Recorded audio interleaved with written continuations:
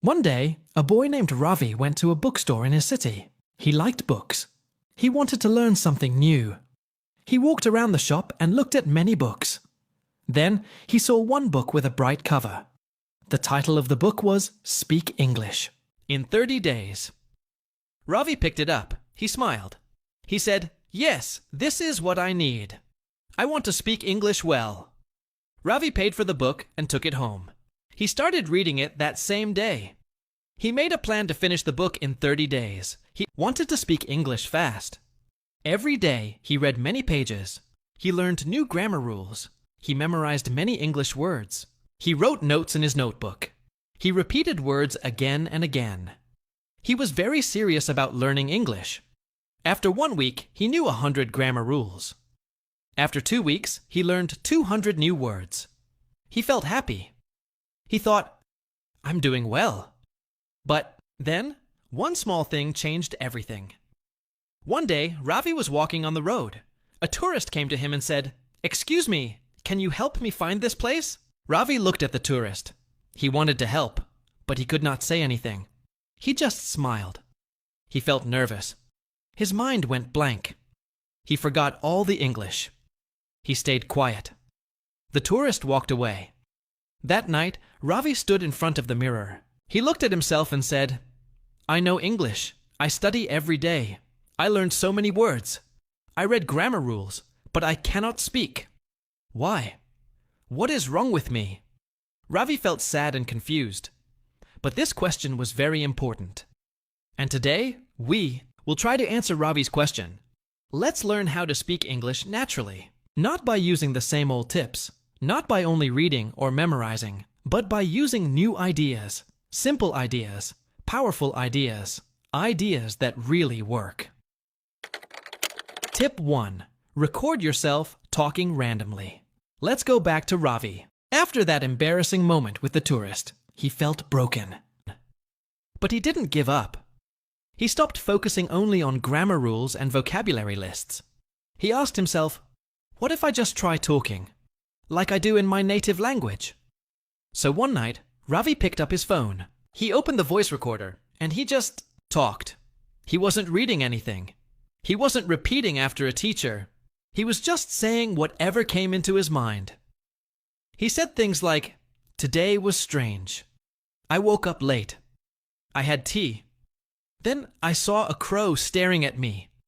I thought it had a message. I don't know why I felt that." He spoke for 1 minute, then 2, then 5. At first, it was weird. He felt shy even though he was alone. But slowly, he started to enjoy it.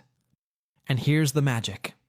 When Ravi played the recording later, he heard himself in a new way. He noticed how fast he was speaking, where he stopped, where he got stuck. He also noticed the small words he always forgot, like at, in, to. He began to understand something important. Fluency is not only about speaking, it's also about listening to yourself. By listening to his own voice, he became his own coach. Sometimes, what he said didn't even make sense, but that didn't matter. The goal was not perfection. The goal was flow. When you talk randomly, your brain starts to think in English. You stop translating from your native language. You stop planning every sentence. And that's when your English starts sounding natural. Think about it. How do babies learn to speak? They don't start with rules. They just talk, mumble, play with sounds. You can do the same. So here's your simple task for today. Take your phone, open the recorder, and talk about anything. Your day, your dog, your dinner, your dream. Don't worry if it's messy. Don't worry if it's boring. Just speak. Talking randomly has thinking freely. Speaking naturally. And the more you do it, the more confident you'll feel. You're not just practicing English. You're creating your own voice. Tip 2. Practice silent conversations. In public. Here's a powerful secret. You don't always have to speak out loud to practice speaking English. Sometimes your imagination is your best class. After Ravi started recording himself, he added a new habit to his day, one that changed everything.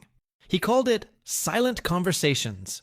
Whenever he sat on a bus, walked through a market, or waited in line, He would look at someone nearby and ask himself, "What if I had to speak to this person in English right now?" Then, in his mind, he imagined the full conversation. He would think, "Hi, is this seat taken?" "No, go ahead." "Thanks, I'm going to the city center." "What about you?" "Oh, I work nearby." "Cool, I'm learning English, just trying to practice more." That's great. These were not real conversations, but they felt real in his head. And that's the trick. His brain was getting ready every time he played this game. His thinking became faster. His mind learned how to build sentences quickly. And slowly, it became easier for his mouth to speak when the real moment came. Just like athletes imagine their performance before a big game, you can imagine your English conversations before they happen. On the train, in the park, at the cafe. No one will even know you're practicing, but your mind will. And when the time comes to speak out loud, your brain won't panic because it's already done it, many times, silently. So remember, your mouth speaks only when your mind is ready. Train your mind every day with silent talks, and soon, speaking English will feel as natural as thinking it. Tip 3. Use response drills while watching anything. Next time you watch a YouTube video or a movie, pause after each sentence and respond to the actor. If the character says, "I had a bad day today," you respond immediately with, "Oh, really? What happened?" This is not shadowing. This is interacting. You are pretending to join the conversation. Over time, your reactions will become faster, funnier, and more natural. This is real-world speaking. This is natural flow. Tip 4. Use music to train your intonation. Speaking naturally is not just words. It's rhythm, tone, and music. Ravi started doing something new. He chose English songs with slow, emotional lyrics. He listened to one line, paused, sang it back. Not because he wanted to sing, but because he wanted to feel the music of English. Try this. I'm only human after all. You. I'm only human after all. When you copy this music, your English starts to breathe. It becomes alive, natural, real. Tip 5. Create your own catchphrases. We all have favorite words or lines in our native language. Why not create your own in English? Ravi started using phrases like, "Let's roll." Sounds like a plan. You're not serious, are you? He used them every day. He owned them. They became his style. This made his English sound real and personal, not like a student, but like a human. Fluency is not just about speed, it's about identity. So build your own English personality. 1 year later, Ravi was sitting in a cafe. A tourist sat next to him and said, "Hey, do you live around here?" This time, Ravi smiled and said, "Yeah, just 2 streets away." "You visiting?" They talked for 10 minutes. No books, no notes, no fear. Ravi had learned to speak English naturally, not by chasing perfection, not by memorizing more rules, but by living with the language. So stop being a student. Start being a speaker. Your English is not a subject. It's your new voice, and that voice deserves